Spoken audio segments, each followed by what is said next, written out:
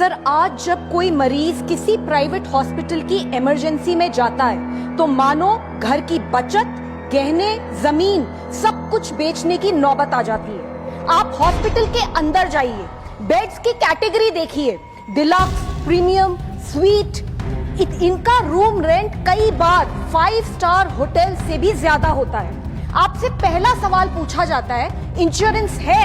जैसे ही जवाब हाँ होता है, मीटर चालू हो जाता है। कमरे में पहुंचते ही thermometer, disposable gloves, mask, sanitizer सब कुछ बिल में जोड़ दिया जाता है। हम डॉक्टरों के इलाज पर सवाल नहीं उठा रहे हैं, हमारी जिंदगी बचाते हैं, वो भगवान समान है। डायग्नोस्टिक टेस्ट बिल्कुल जरूरी हो सकते हैं, लेकिन कई बार हॉस्पिटल्स के दबाव में बढ़ा चढ़ाकर लिखे जाते हैं। जेनरिक की जगह महंगी ब्रांडेड मेडिसिन्स लिखी जाती हैं, जो बाहर 15 to 20% डिस्काउंट पर मिलती हैं, लेकिन हॉस्पिटल में पूरी कीमत पर बेची जाती हैं। नर्सिंग चार्ज, डॉक्टर विजिट फी, रूम रेंट, सब कुछ इतना महंगा।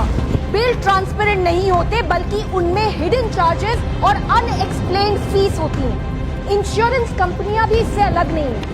प्रीमियम इतना बढ़ रहा है कि लोग पॉलिसी लेकर भी छोड़ने पे मजबूर हैं।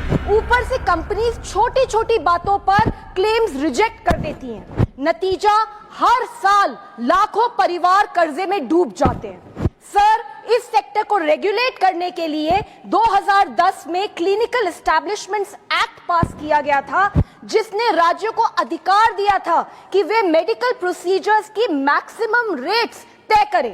लेकिन आज भी सिर्फ 12 राज्यों ने इस कानून को अपनाया है।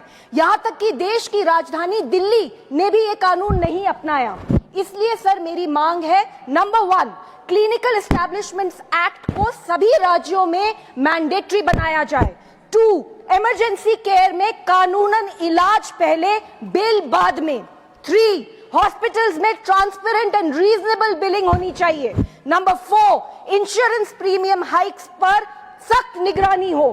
सरकार की जिम्मेदारी है कि प्राइवेट हॉस्पिटल्स में भी इंसान को इंसान माना जाए, कोई रेवेन्यू मॉडल नहीं। Sir, this is very important for the health of our nation. Thank you, sir.